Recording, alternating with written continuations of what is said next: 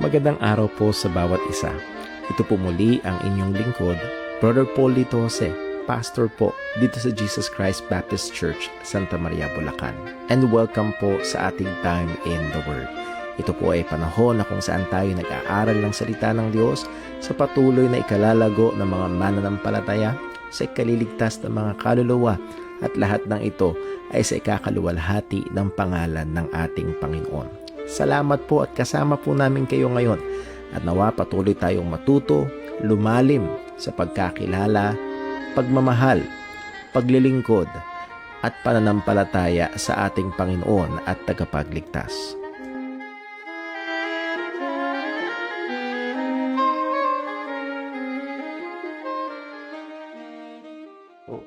Isang mapagpalang araw po sa bawat sa atin. Tayo patuloy nagpapasalamat at pupuri sa Diyos sa kanyang kahabagan at biyaya na tayo ay napagpapatuloy hindi lamang ho sa ating pisikal na buhay kundi maging sa ating pananampalataya sa kanya. Welcome po sa ating Time in the Word. Tayo ho ay nagpapasalamat sa Diyos sa kanyang pag-iingat. As we know, marami hong kababayan natin ang kasalukuyang sinasalanta matindi ng kasalukuyang bagyo.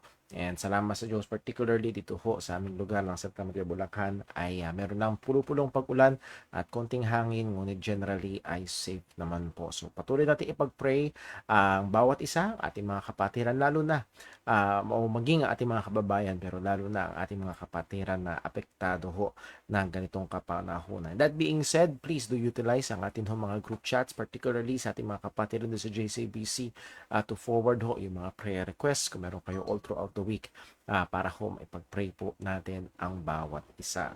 And speaking of prayer for one another, at patuloy ko kami nagpapasalamat sa mga nagpe-pray sa aming mga anak at mabuti naman po ang kalusugan ni Lia, magkapatid ni si Lia and si Timmy. Patuloy natin ipag-pray din po Sister Amor for her recovery, at then also salamat sa Diyos sa magandang balita na aking family na si Gianna ay okay na, okay na rin naman po. At usong-uso ho ang karamdaman lalo na sa mga bata, ubot-sipon, at patuloy tayong kahabagan ng Panginoon at bigyan ng wisdom sa pag-iingat ho sa atin ho mga maliliit. Ilang mga announcements po muna para ho sa ating mga kapatiran din sa JCBC.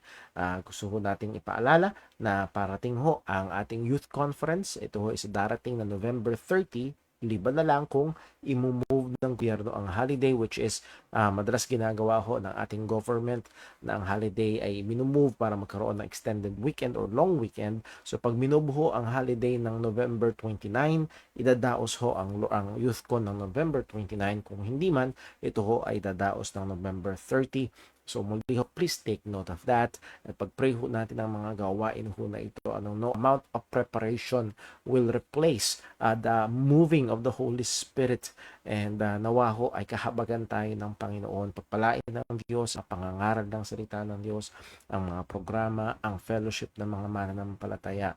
And hopefully ay ito'y gamitin ng Panginoon sa pagliligtas, sa pagbabanal, at yun din ay loobin ng Diyos na tumawag ang Diyos ng mga future generations of Christian proclaimers of the word of the gospel mula ho sa mga ganitong gawain. Ang ating tema is Eyes Fixed on Heaven.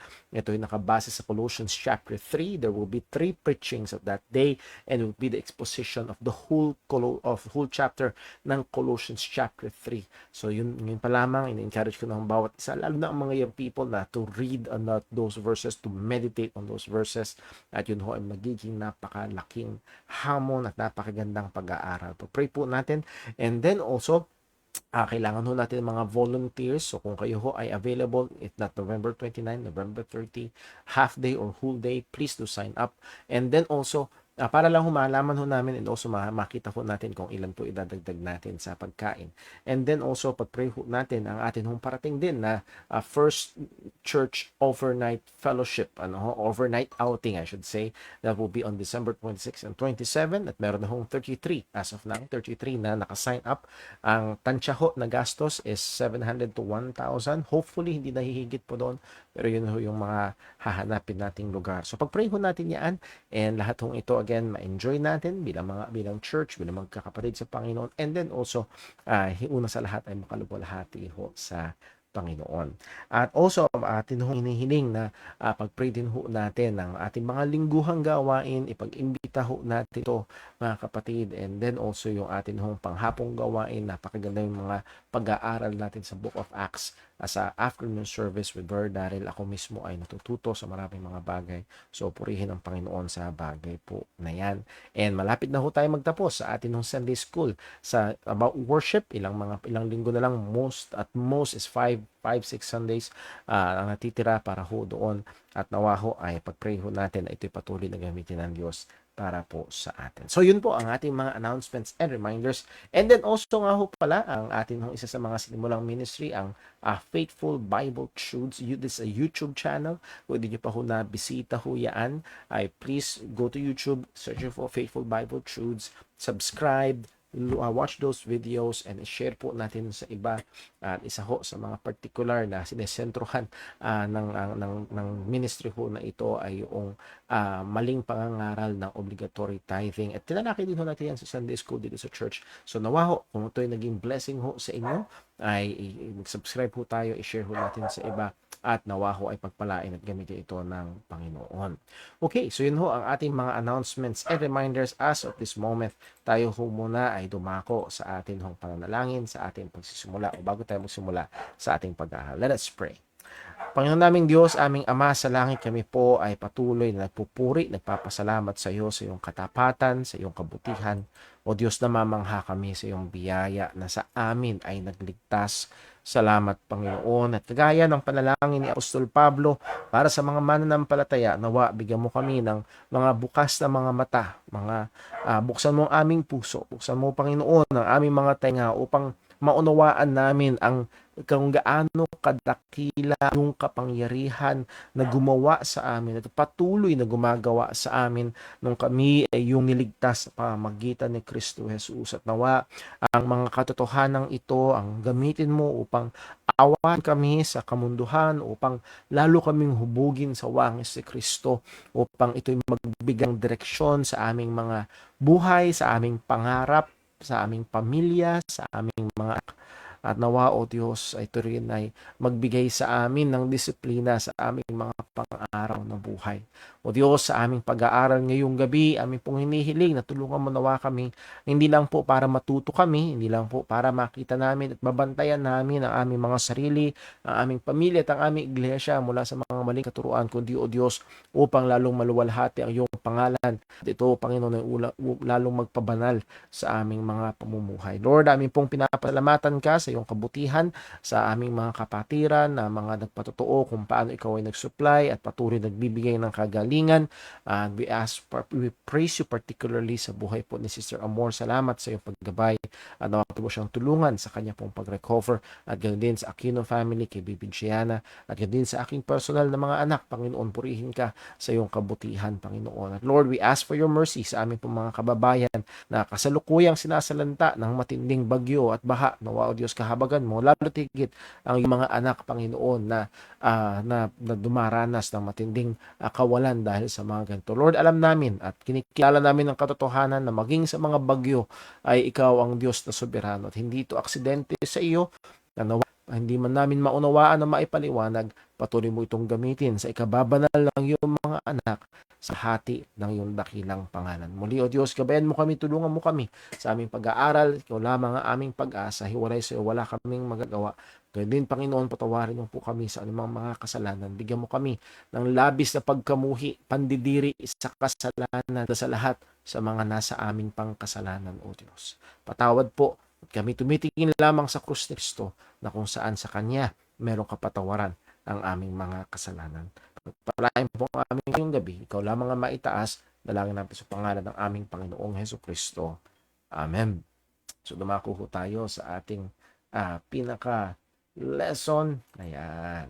Again, we are on the doctrine of the Holy Spirit. Ito ho ay napakahalagang sapagkat maraming mga maniniwala patungkol sa banal na spirito na nasa ating paligid. At isa sa mga hahagingan natin ngayon, dahil we have started discussing about the gifts of the Holy Spirit, and yes, simulan natin yung pagtalakay sa mga supernatural miracles, and hahagingan natin ngayon gabi yung gifts of healing, and meron tayong matinding mga challenges na kailangan nating i-consider sapagkat laganap, hindi kaunti, napakadami, at maging sa ibang parte ng mundo, not just in our country, but lalo na meron akong kaibigan na missionary sa Africa, sa Ghana, and siya mismo ay nagpapatoo na talagang ang uri ng Kristyanidad na lumalaganap sa Africa is not true Christianity but more on charismatic Christianity. And sadly, ay madalas ay hindi dala ang tamang ebanghelyo. Well, let's go to our review sa ating lesson ngayong gabi. Napag-aralan natin ang fullness of the Holy Spirit, at in contrast sa tingin ng iba, ang fullness ng Holy Spirit is a subjective synergistic process na kung saan ang mga Kristiyano sa kanilang buong buhay ay dumadaan upang lalo tayong mahubog sa wangis ng ating Panginoong Hesukristo. At pinag-aralan natin kung paano tayo ma-filled ng Holy Spirit. It's not by mantra or pag-uulit-ulit ng mga partikular na salita na maghapon mo sasabihin, come Holy Spirit, come Holy Spirit. Kundi kailangan nating ibigay ang ating mga sarili sa mga means of graces or kaparaanan ng biyaya na ibigay sa atin ng Panginoon. At partikular, dinigyan natin ng pansin ng apat: exposure sa salita ng Diyos, persevering sa buhay ng pananalangin, biblical na at ordered church, engage sa church na kung saan dinisenyo ng Diyos ang buhay Kristiyano, na engage sa church. It will be very hard to think of the Christian life apart from being involved and being part of the church, ano? So hindi ito magiging biblical na Christian life. And the number 4, mortification of remaining sin. Merong dalawang bahagi po yan. It is the mortification of existing sins, and then the development of opposing or opposing graces. Ano, for example, kung ang kasalanan ay kasinungalingan or pagsisinungaling, kailangan patayin 'yun. O kailangan din namang ma-develop yung opposite grace, which is truthfulness. So kailangan parehong gawin po yun.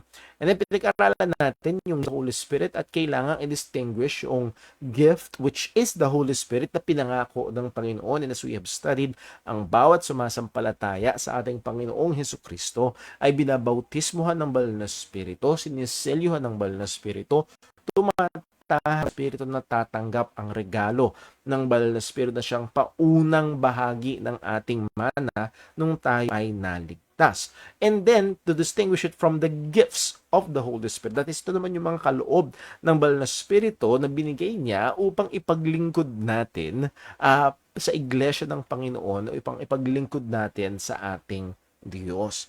As essential part of this is the distribution of gifts. Ang Banal na Espiritu mismo ang nag-distribute ito.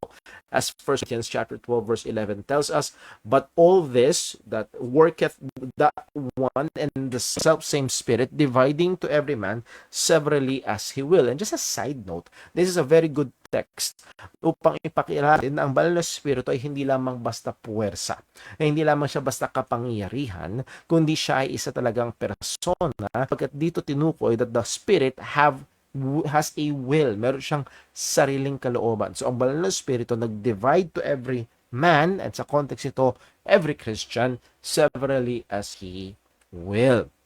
Now, narito yung isang prinsipyo na ating nakita sa mga nakaraang pag-aaral. The gifts of the Spirit are exercised under the rule of the Word of God. Kapag tinignan natin mula sa Lumang Tipan, mayroong mga partikular na tao na binibigyan ng kaloob ng Panginoon, kaya hanggang sa Bagong Tipan, yung mga kaloob ng Banal na Espiritu, whether it be the normal natural gifts or the normal serving gifts or the miraculous supernatural gifts, lahat ng ito is exercised under the rule of the Word of God. Actually, it serves the Word of God. The gifts of the Holy Spirit were never used apart from, and more so, contrary to God's revealed will. As the Lord Jesus Christ said sa mga apostles sa Acts chapter 1 verse 8, and you shall receive power after that after that the Holy Ghost is come upon you. And what is that power for? And you shall be witnesses unto me. So ang power na yon is to serve as a what's the word? Validating witness sa mga apostles as the official revelation bearer ng ating Panginoong Kristo. So, hindi ito apart, hindi ito hiwalay sa salita ng Diyos, kung hindi ito ay bahagi ng o actually nagse-serve ng ministry ng salita ng Panginoon. Sinclair Ferguson sabi niya, central to the exercise of any gift of the Spirit is the ministry of the Word given to God's people. So, again, pag nakita natin na ang quote-unquote ministry ang gifts ng Holy Spirit gumagawa to, in contrast to, hiwalay sa, kontra sa, salita ng Diyos, or nasa set aside ang salita ng Diyos para sa pag-exercise ng quote-unquote ng gifts, ano man ito, makikita natin na merong pagkakamali o ito ay ebidensya ng merong problema. Binigyan natin ng pansin ng iba't ibang listahan at hindi ito time para talakayin natin ang lahat ng ito, but we have the passages from 1 Corinthians chapter 12 verse 8 to 11, chapter 12 verse 28, Romans chapter 12 verse 6 to 8, Ephesians chapter 4 verse 11, and 1 Peter chapter 4 verse 11. These are the main passages ng New Testament where these gifts are enumerated. Now, meron tayong ilang mga observations, pero bago yun, basahin mo natin si David D.A. Carson. It is very clear that the term is not a technical one for Paul that refers only to the select set of supranormal gifts like healing and tongues. Again, yun yung gusto kong isas. Pag binalikan natin ito, yung word na gifts, charismata or charismata or pneumaticos, kung naalala nyo, binigyan natin pansin yung words nito, yung terminology, I should say. Hindi ito pumapatungkol lamang sa mga supernatural miraculous gifts as the list that we have, particularly sa Romans chapter 12. Merong gifts of giving, merong gifts of leadership. Ganun din sa pagdating 1 Corinthians chapter 12, merong word of wisdom, merong word of knowledge and faith. So muli, then nandun din naman yung mga supernatural gifts. So hindi ito para lang sa mga miraculous. And sadly, sa terminology sa panahon natin ngayon, pag sinabing spiritual gifts, madalas pumapatungkol ito o kinakabig ito sa mga supernatural, miraculous abilities, or kakayahan na magawa ang mga supernatural. So, dun madalas pinapatungkulan. So, yun yung ginagawang malinaw ni D.A. Carson sa kanyang comment. Sa gamit ng Bible, sa gamit ng mga apostol, hindi ito nakakulong. Yung word na spiritual gifts ay hindi ito para lamang sa mga supernatural, kundi maging dun sa mga normal serving gifts and even salvation. Now, ilang observation. Number one, no list is meant to be exhaustive. Yung tinignan natin na mga list, iba't ibang passages, hindi yun lang, kundi meron pang iba at hindi pa kayo ni Pablong ilista lahat. And then also, as we have seen, the Holy Spirit divides to every man severally as He will. There are multiplicity of gifts in a single Christian. There can be. Kahit nasabihin natin ang dalawang Kristiyano may parehong gifts, there will be differences in intensity kasi kagaya na nakita natin nakaraan ay dapat at pwede itong i-develop. So halimbawa, pareho silang may gifts of teaching, pero yung isang Kristiyano ay naging matyaga at tapat at seryoso sa pag-steer up, sa pag-develop nito. Or sa words ni Apostol Pablo, seek that you may excel, sa pag-excel doon. Kaysa doon sa isang Kristiyano na hindi niya ito dinevelop, hindi niya ito ginamit, hindi niya ito in-explore. Well, again, pareho sila may gifts, pero ay medyo mas magiging ahead yung isa doon sa ability po na yon. Number 2, the order of other of the gifts varies. Yung order nito ay pagkakaiba-iba. The order was stated does not imply importance. Hindi porket na unang sinabi ay mas importante. Muli, hindi yun ang layunin ni Apostol Pablo o ng sinumang apostol na nilista ito. Number 3, the list mix the supernatural and the more ordinary natural gifts. And na-state natin to kanina. And then number 4, or sabi nga ni Gordon Spikeman, the ability to be helpful and to administer are for Paul just as charismatic as, for example, glossalia or tongues. We must therefore abandon a miraculous conception of the charismata or the gifts. So, hindi natin dapat isipin na basta sinabing gifts or spiritual gifts, miraculous agad. No, that is not the case. Pagdating sa salita ho ng Panginoon. Number 4, the permanence or impermanence of some of the gifts must be determined by the total witness of the New Testament. Again, meron dalawang side po nito. In general, sa Christianity, merong cessationists, that is, nag-hold doon sa mga supernatural gifts. Ito'y nagsis na, tumigil na. And meron namang continuationist, I should say, na nagko-continue pa itong mga supernatural gifts na ito. Now, anong right approach? What is the use of and function of the gifts according to the giver of the gifts? Hindi porket nasa Bible, dapat existing pa rin ngayon. Kundi ang goal ay ito, ano ba ang function, overall function nito sang-ayon sa testimony ng salita ng Panginoon. At ito natin ma-determine kung yun ba ay existing or kailangan or umiiral pa rin sa panahon natin ngayon. Number 5, gifts are not necessarily indicative of a person's spiritual condition. Hindi porket gifted or well, again, yung word na gifted ay medyo napupunta sa ability. Hindi porket may gifts ay ibig sabihin na spiritual na, as Paul rebuked the Corinthians sa 1 Corinthians chapter 13, at ang sabi niya actually sa verse 12, yung may mga gifts, I will show you something better or greater. And that is, pagpasok sa chapter 13, it is charity.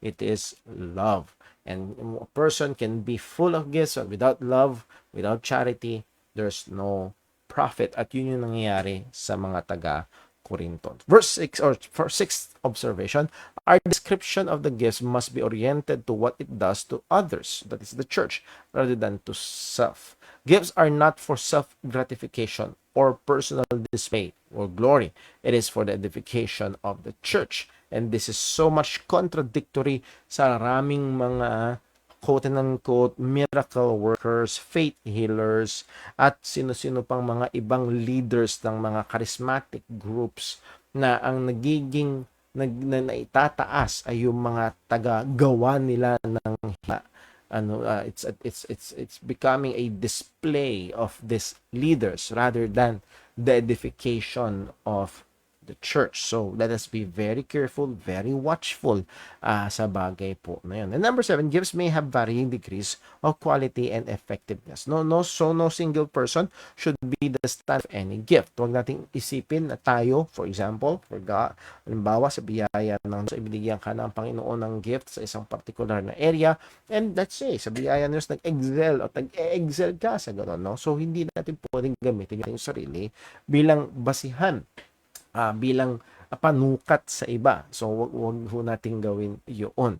And we will be accountable to God in how we use our gifts, but nevertheless, we will not be the standard to be for others to be measured with. Hindi tayo yung magiging basihan para sukatin yung iba at wag natin din yung gawin. So, merong varying degrees, and maybe iba pa rin yung gifting talaga ng Panginoon sa iba, at maaaring sa ibang kaparaanan sila ginagamit ng Panginoon more effectively. As Paul said, I planted, Apollos watered, it is God that giveth the increase. So muli ay magkaiba sila ni Apollos, nevertheless, ang punto ay ang Diyos ang nagbibigay ng paglago, whatever our giftedness is. So all the glory should go to God. Description of gifts. So, pag dinescribe natin yung gifts, actually, pwede natin i-categorize sa tatlong kategorya para matulungan tayo sa ating pag-aaral. Nakita natin, mayroong iba't ibang mga passages, mayroong iba't ibang mga gifts. At itong mga gifts na ito, pwede natin ilagay sa tatlong kategorya. Letter A is the supernatural miraculous gifts. Halimbawa na dito ay yung gifts of healing or gifts of tongues or interpretation of tongues and so on. Meron din mga official gifts. This is not official contrary to non-official, kundi official, that is, these are gifts to those to perform the offices in the church, particularly pastoral and the diaconate. As Ephesians chapter 4, verse 11, in Christ had given gifts to the church. And then yung mga kakayahan na meron sila ay kasama doon. Letter C, natural or ordinary gifts. Pag sinabing natural, it is to set it apart sa supernatural. That is yung mga more on serving gifts like gifts of giving, teaching, and so on. So, again, titignan natin ito. And so, ngayong gabi, magsisimula tayo sa supernatural miraculous gifts. Tingnan natin, particularly, ang bibigyan natin unang pansin, hindi natin matatalakay ng buo ngayong gabi, pero gusto ko lang magbigay tayo ng mga bagay na pwede at dapat pag-isipan at mga bagay na pwedeng tumulong sa atin para, ano bang tamang salita, i-analyze or suriin yung mga maraming claims, yung maraming napapanood, napapakinggan sa panahon natin ngayon na nagkiklaim na mayroong mga ganitong gifts. So, supernatural, miraculous gifts, unahin natin ang gifts of healing.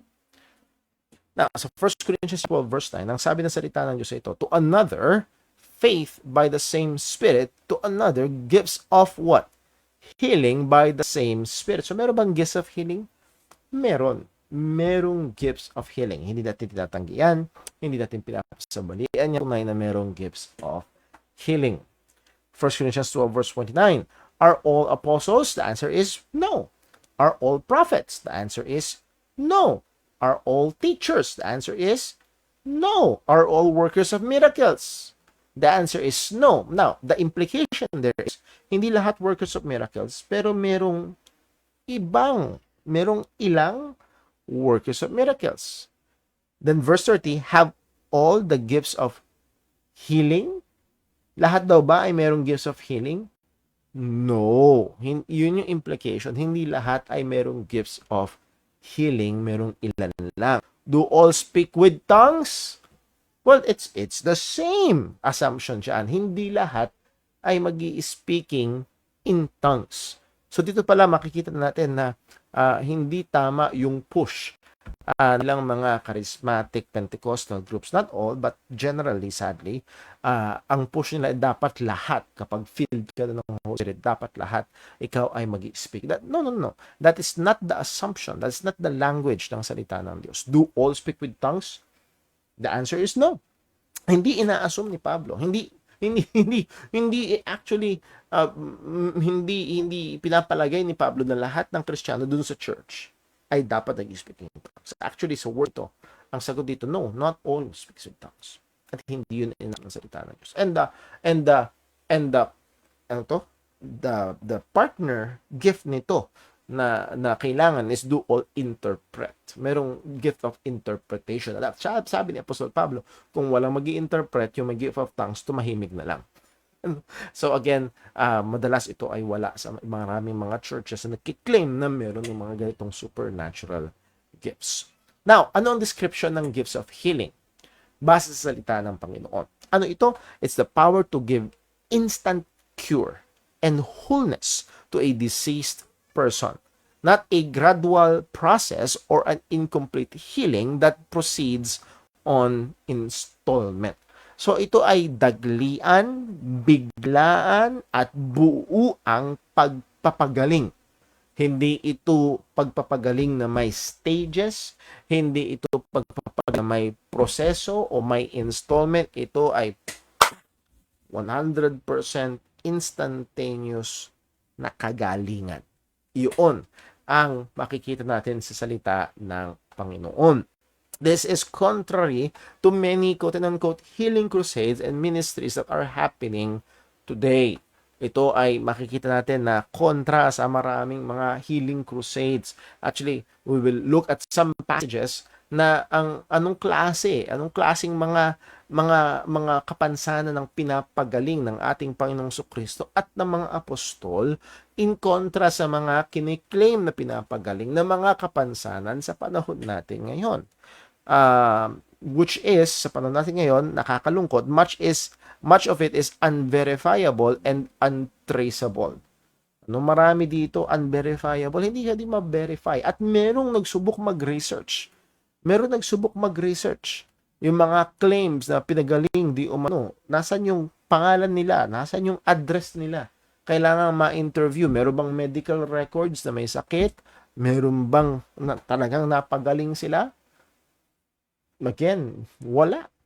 Hindi ma-trace, hindi ma-verify. So again, ito ho ay isang bagay na napakalaking question. At merong mga documentary niyan sa YouTube na sinubukan na yung ibang mga nagkiklaim na sila ay faith healers ay hindi rin naman nangyari. Isa sa maganda ay ito si Justin Peters. Kung yung ma-search sa YouTube si Justin Peters, isa ito sa mga advocacy niya, itong mga fake healers, mga bulapeta sa panahon natin ngayon. Matthew 21 verse 14 basahin natin. And the blind and the lame came to him in the temple and he healed them. Okay? So again, the una, meron dalawang klase, the blind and the lame. These are undeniable. At muli mga kapatid, kailangan nating balikan yung kwento noon. Noong panahon na yun, kung ikaw ay bulag, halos wala kang pag-asa kung hindi manlimos ka na lang. Kung ikaw ay lumpo, wala kang pag-asa na magkaroon ng trabaho, halos talagang manglimos ka na lang. Yun yung karaniwang kalagayan. So hindi ito pepekein. At kung sabihin nito, ma-expose sila ng mga tao. So muli, ito ay mga karamdaman na hindi nila mapepeke. And then next, ang sabi ng Panginoon, ang sabi ng salita niya, He healed them. Plain and simple, ay walang mabulaklak na salita. Sinabi lang basta ni Matthew, He healed them. Hindi installment, hindi proseso, sila ay dagli ang pinagaling. Sa Matthew 15 verse 30, ang sabi, and great multitudes came unto him, having with them those that were lame, blind, dumb, pipe, maimed, hindi makapagsalita, and many others has cast them down at Jesus' feet, and he healed them. Again, ay hindi ito, kunwari may migraine, hindi ito merong di umanong cyst or di umanong may cancer na biglang pinagaling. At actually, merong recorded na pinagaling daw sa cancer. So, naniwala naman yung tao, hindi na siya nagpagamot, hindi na siya nag-take medicine. Namatay. Namatay yung tao na supposedly pinagaling daw dun sa karamdaman na yon. So, muli ay this is totally hindi ganun itong ginawa ng ating Panginoon. So as we will see mamaya, paano mangyayari, paano natin sinasabi yun. Next, Acts 4 verse 14, pati yung mga apostol, and beholding the man which was healed, and standing with them, they could say nothing against it. So sa Acts chapter 3, nagpagaling si Peter and John at sila nangaral ng salita ng Panginoon at inaresto sila sapagkat nagsira mga religious leaders. Pero ang sabi ng salita ng Panginoon, kilala ng mga tao, yung taong na pinagaling, alam nilang lahat, maging itong mga religious leaders, kasi araw-araw dinadaanan nila itong taong ito doon sa beautiful gate or the gate which is called beautiful. Alam nila. They could not say anything. Alam nila lumpo. At hindi nila mapasubalian itong himala na ginawa ng mga apostol. Again, these are the religious leaders na gustong ipakulong kung pwede patayin itong mga apostol. And later on, ipapahagupit sila Sa Acts chapter 5, kung hindi ako nagkakamali. Ganun katindi. Nevertheless, pagdating sa himala na ito, wala silang masabi. Wala silang masabi. That's totally different sa mga maraming claims ng himala sa panahon natin ngayon. The religious leaders of their time were seeking ways to destroy them, to destroy the Lord Jesus Christ, to destroy the apostles, and they could have easily done it by bringing one fake healing. I-present lang nila, merong peke na pagpapagaling. Pero ang tono ng Gospels and ng Book of Acts are this acts of healing, walang napasubalian. Walang napakitang peke. Walang napakita na hindi tunay sa mga himala gawa na ito ng Panginoong Hesukristo at ng mga apostol. So, muli ay makikita natin dito ay kakaiba sa maraming claims ng mga himala na ginagawa sa panahon natin ngayon. Anong charismatic claims? Anong sinasabi nila? This is part of the full gospel. Ito daw pagpapagaling ay part ng gospel. Kaya meron kayong mga matatawag na makikita mga full gospel churches. Pag sinabi nilang full gospel, yun daw kasing gospel na pinapangaral ng mga evangelical sa panahon ay kulang. Ang pinapangaral lang daw natin ay yung kapatawaran ng kasalanan, kaligtasan ng spiritual.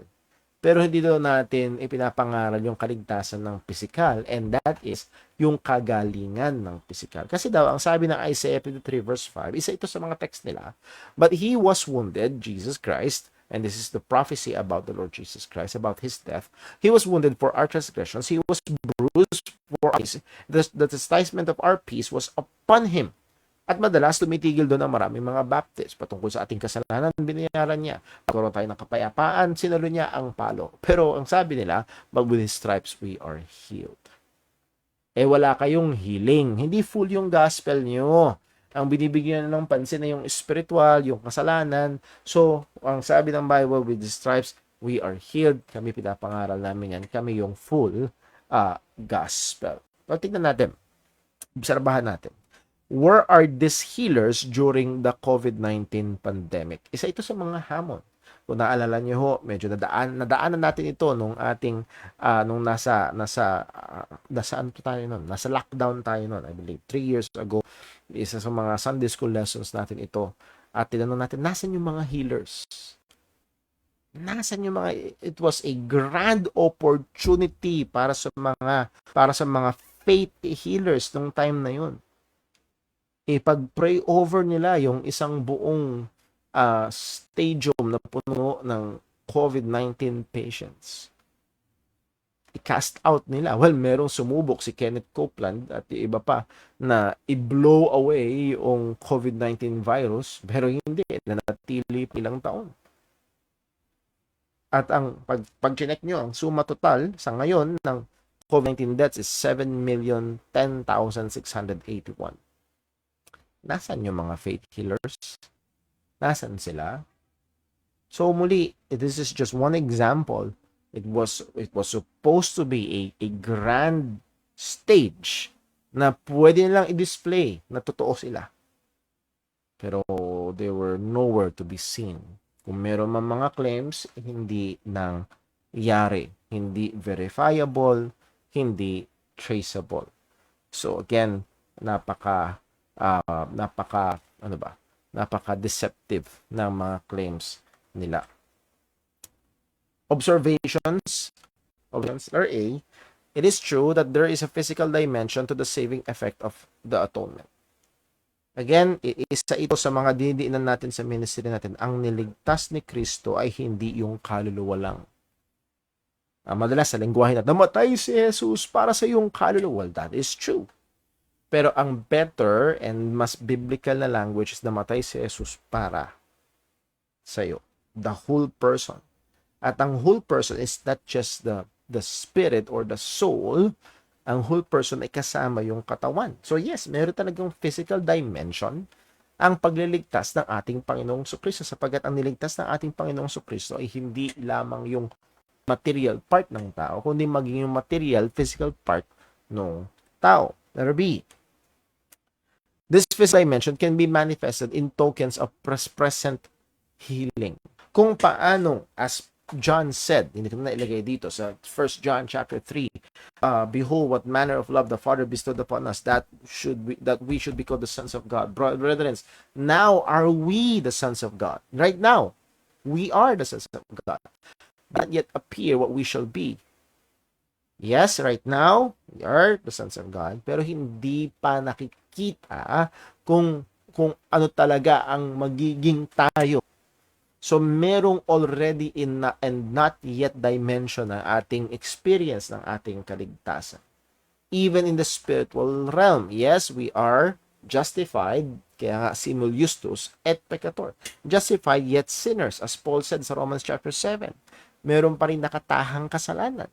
There is that law within me warring against the law of my mind. Yes, ligtas na, pero meron pa. Darating yung time, yun ay mawawala. And also, sa physical na dimension, yes, yung ranas ng kagalingan. For example, nagkaroon ka ng, kami, yung pamilya namin, nung COVID, speaking of, na-COVID kaming, 3 pa lang kami noon time na yon. Na-COVID kami. Gumaling. Wow, yun ay biyaya ng Panginoon.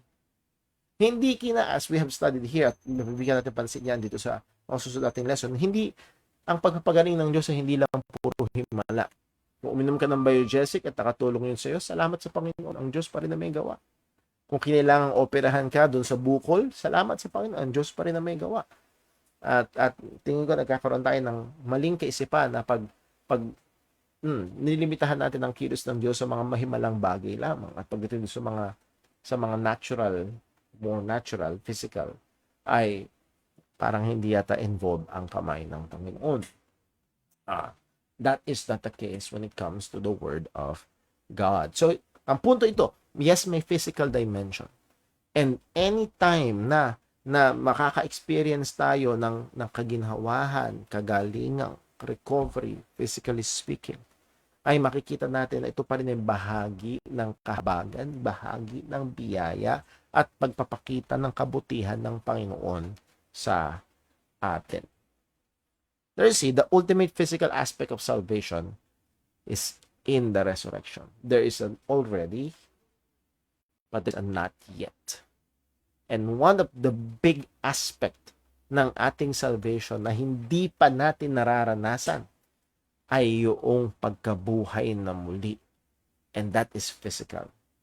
And that will be the perfect manifestation noong ating kaligtasan. As Apostle Paul said sa 1 Corinthians 15:53, for this corruptible must put on incorruption, and this mortal must put on immortality. So here is Apostle Paul, fully Christian, apostle, okay?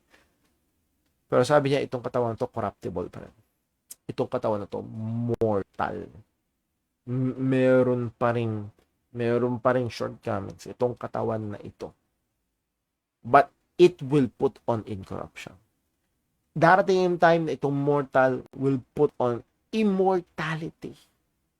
And when is that? Well, that is in the resurrection. At saan? Bakit? That's part of our salvation blessing. So muli, yes, with His stripes we are healed. But not yet. Not yet. Kung paano, yes, we are saved, forgiven, pero meron pang aspect ng ating salvation na not yet. At isa ito. Itong full na pagkagalingang pisikal. At again, hindi lamang basta kagalingang pisikal na i-recover ka mula sa karamdaman, kundi bibigyan ka ng katawang hindi na nagkakaroon ng karamdaman. Bibigyan ka ng katawan na hindi na namamatay.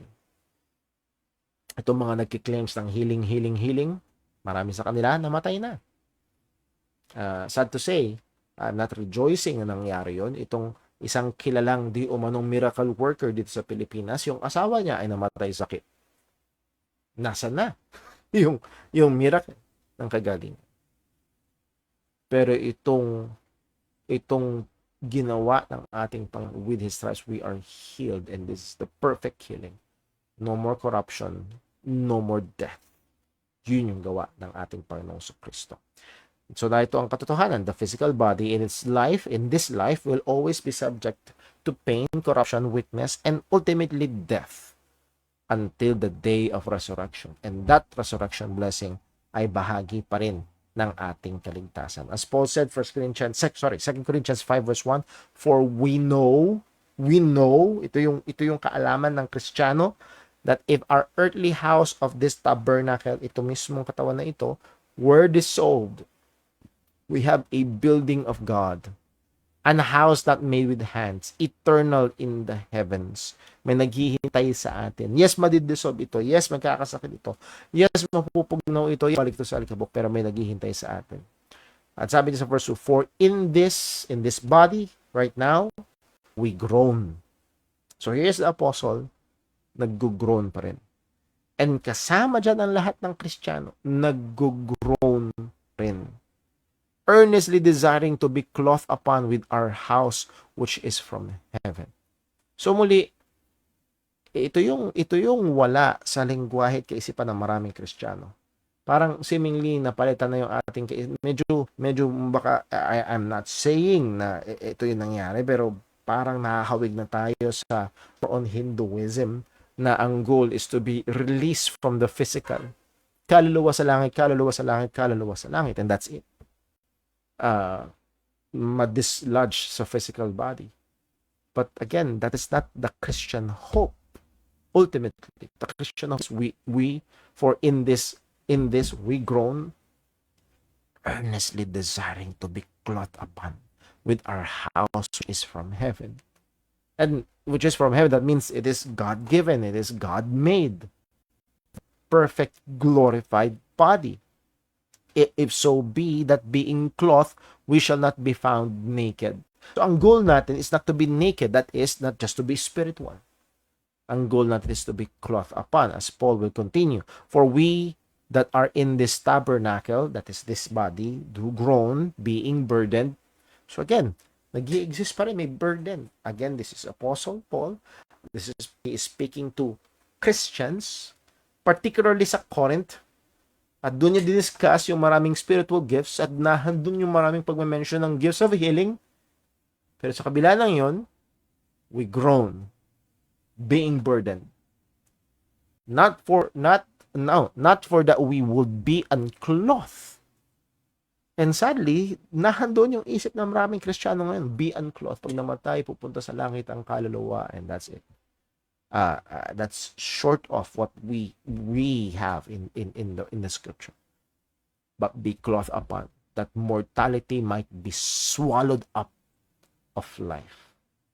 Now he that hath wrought us for the self-same thing is God. Ang Diyos ang may gawa nito. Ang Diyos ang may disenyo nito. So, minsan nagtatanong ang mga Kristiyano, bakit meron pa rin kahirapan, nagkakasakit pa rin, dumarating pa rin ng cancer sa Kristiyano, dumarating pa rin ng marami, iba't ibang karamdaman, painful as it can be, maging sa mga Kristiyano, yes, we groan and being burdened. Hindi disenyo ng Diyos na pag naging Kristiyano tayo, all will be well. Kasi kung okay na lahat, bakit pa natin hihintay ng glorified body? Okay na pala lahat dito.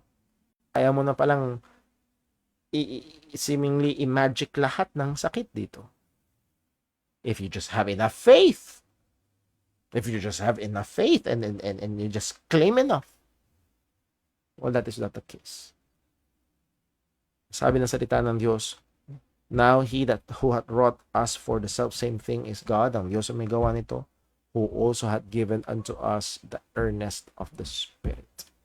Huwag kang mag-alala kung ikaw ay Kristiyano. Dumadaan tayo o dadaan man tayo sa hirap. Sa physical na katawan natin dito, we have the earnest of the Spirit. That means tiyak. Hindi papalya. Dahil merong paunang bahagi. And that is the Holy Spirit in the believers. So tiyak ang parating na glorified body. I'm not saying na hindi magiging masakit. I'm not saying na hindi magiging mabigat ang pagdadaanan ng mga mananampalataya. Pero huwag kang titigil doon, huwag tayong titigil doon. merong pinangako sa atin ang Panginoon.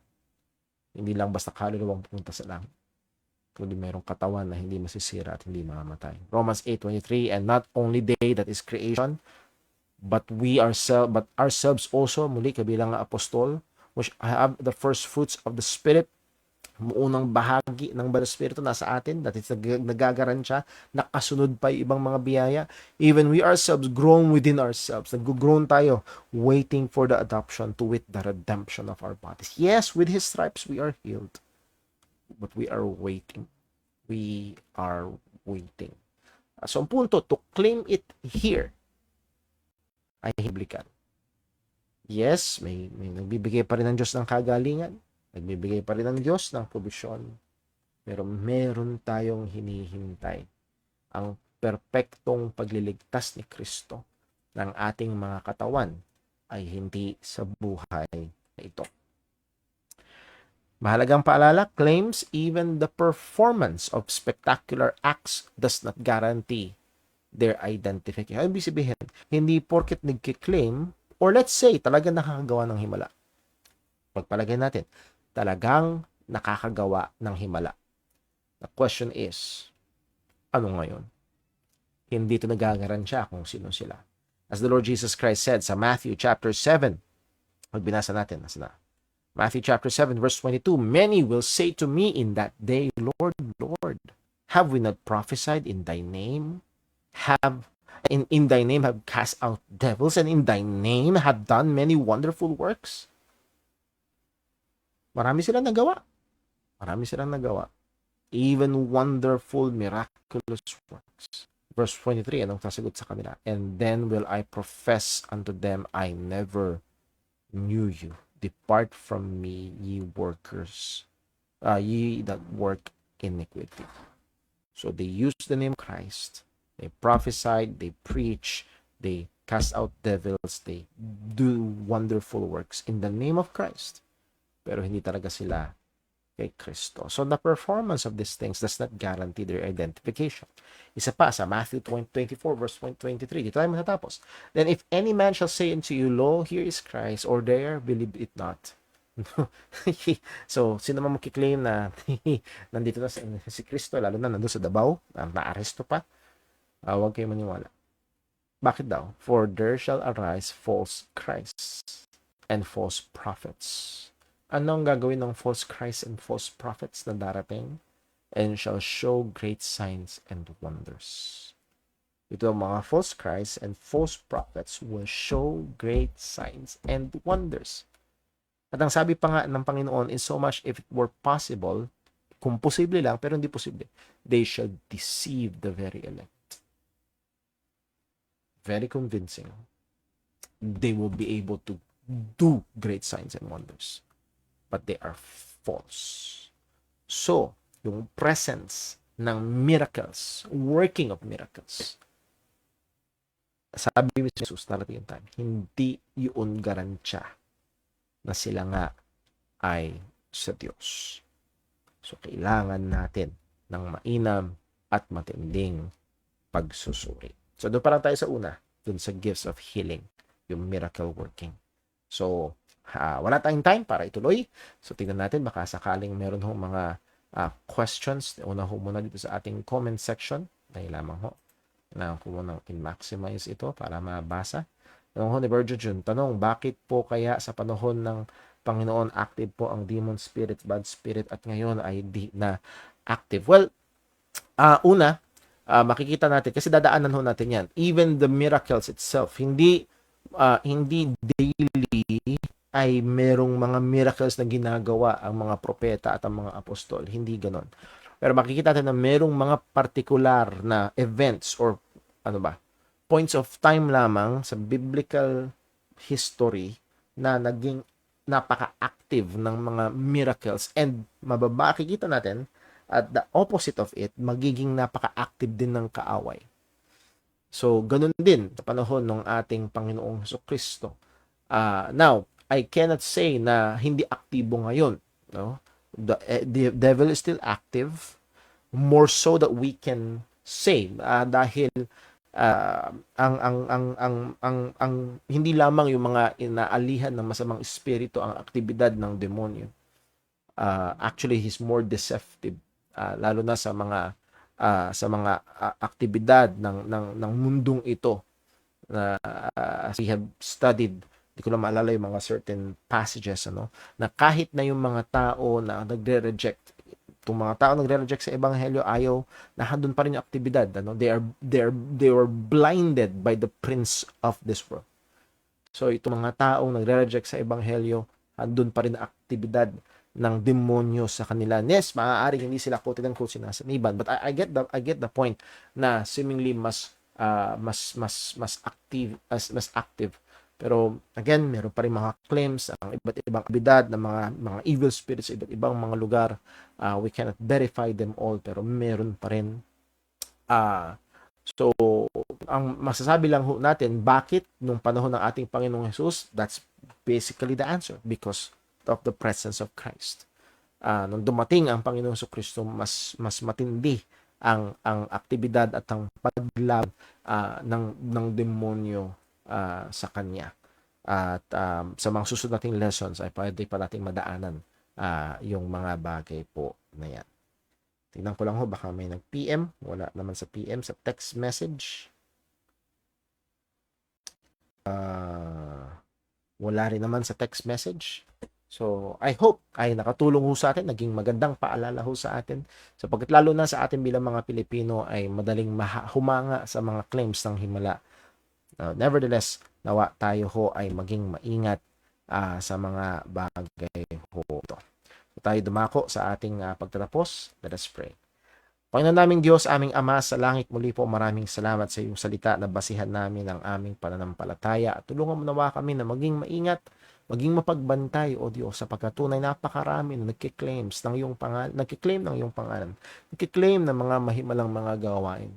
Nevertheless, Panginoon, tulungan mo nawa kami maging mapagbantay, lalo na higit sa Panginoon sa Ebanghelyo ng aming Panginoong Hesukristo. Pagkat napakaraming mga claims na ito ay hiwalay sa Ebanghelyo. Tulungan mo nawa kami, O Diyos, ingatan mo po ang iyong mga anak at muli aming pong hinihiling kahabagan mo po aming mga kababayan, lalo na ang aming mga kapatid na apektado ng bagyo. Salamat po, O Diyos, sa pag-asa na hinihintay. Yes, we do groan in this physical body right now, pero naghihintay kami isang araw ang kamatayan ay lalamunin ng walang kamatayan. Ang may kasiraan, isang araw papalitan ng walang kasiraan. Purihin ka sa dakilang kaligtasan na pag-asa na meron kami kay Kristo. Lahat ng ito dalangin namin sa ngalan ng aming Panginoong Hesukristo.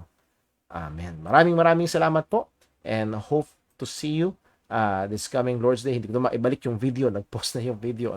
Pasensya na po. So muli, maraming salamat. God bless po. Ingat po tayo. Dito tatapos ang ating time in the Word.